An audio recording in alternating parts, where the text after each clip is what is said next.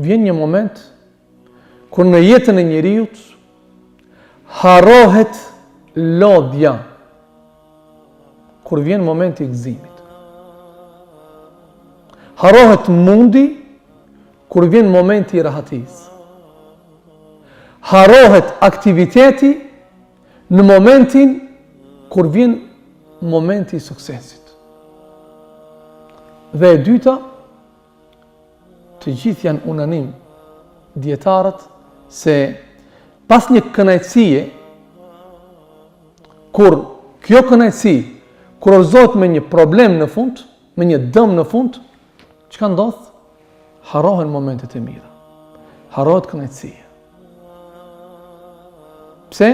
Sepse kjo kënaqësi, nëse nuk ka qenë aty ku Allahu ka kërkuar për të qenë, kur vjen momenti i hidhërimit të Allahut Dhul Xhelal, kur vjen momenti që Allahu të dënoj robin e tij për shkeljen e ligjeve të Allahut Dhul Xhelal, normal harrohet ajo e kaluara e mirë në thojza, nëse mund të themi.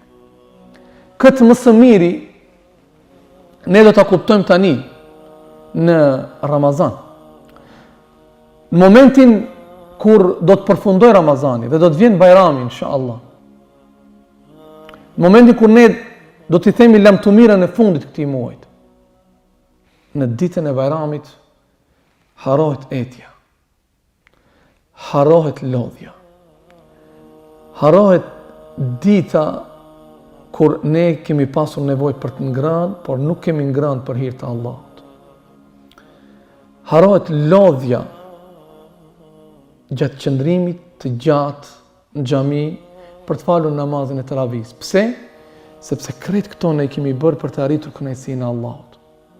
Dhe tani përfundon kjo dhe ne shpresojmë me leje të Allahut Dhul Xhelal në shpërblimin që neve Allahu na e ka thënë se agjërimi është për mua dhe unë shpërblej për ta. Tani është momenti kur besimtari pret shpërblimin e Allahut Dhul Xhelal.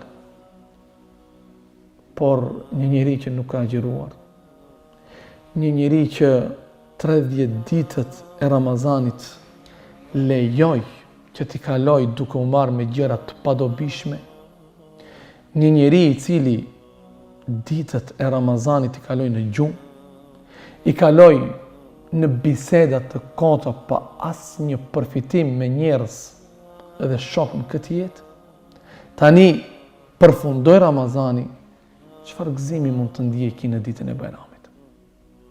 Do të ndjej gëzim? Apo realisht ki do të jetë i dëshpëruar me veten e tij? Do të jetë i mërzitur me unin e tij? Do ta gjykoj veten e tij pse lejova unë që të mos e shfrytëzoj këtë mirësi kaq të madhe që Allahu na e dha nëpërmjet Ramazanit. Kjo neve na jep të kuptojmë edhe hadithin tjetër të pejgamberit alayhi salatu wassalam, i cili thot se në ditën e gjykimit Allahu Dhul Xhelal do ta merr besimtarin. Dhe vetëm do t'ja tregoj xhenetin. Nuk do ta lejoj që të hinë dhe të qëndroj të. Vetëm do të hinë në xhenet dhe do të del nga xheneti. Edhe do ta pyet Allahu Dhul Xhelal, o filan, a mban mend ndonjë lodhje, ndonjë mërzi, ndonjë breng, ndonjë sprov, telash që ke pas në jetën tënde? Do t'i përgjigjet wallahi kur.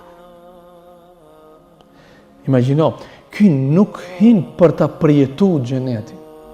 Ky nuk hin për t'i përjetuar kënaqësi dhe të mirat që Allah ka përgatitur për të. Ky vetëm e sheh xhenetin. Vetëm e sheh vendin çka ka përgatit Zoti për besimdrejtët. Dhe kjo, faktikisht ky moment, bën që njeriu t'i harron të gjitha brengat, të gjitha problemet që i ka të kalu një jetën e tij. Dhe gjitha këto i ka të kalu me sabër, me durim.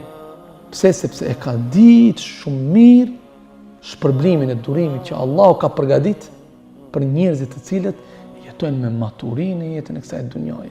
Ata janë të durueshëm në namazin e sabahut, janë të durueshëm në namazet ditore, janë të durueshëm në komunikim me njerëzit, janë të durueshëm në momentin kur Allahu i begaton me ndonjë mirësi, janë të durueshëm në momentin kur Allahu i sprovon, janë të durueshëm në momentin kur është muaj Ramazanit, janë të durueshëm gjatë dhënies zakatit, janë të durueshëm gjatë kryerjes së haxhit e shumë mirësi tjera, dhe tash Allahu Dhul Xhelal i shpërblen me xhenet dhe kërrejt jetën që kanë kaluar me sprova e me telash krejt javë.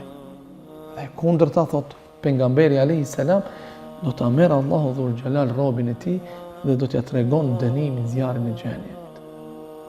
Një njeri i cili nëse dikush nga njerëzit të themi se është kënaqur më shumë, është ky.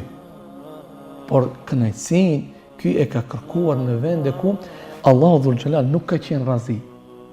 Nuk ka qenë i kënaqur.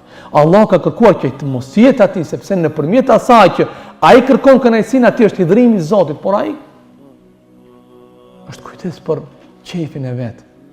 Për atë s'ka pas Kur'an, s'ka pas hadith, për atë nuk ka pas dietar, ai thjesht ka bërë çfarë ai ka pëlqyer të bëj.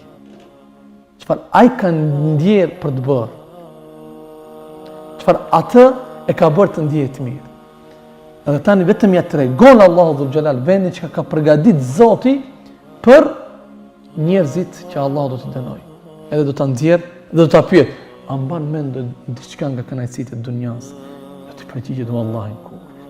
Asnjë sendë. Pse? Sepse tani ato mbaruan, kënaqësitë mbaruan. Tani do të jetë llogaria për Allahu Dhul Xhelal.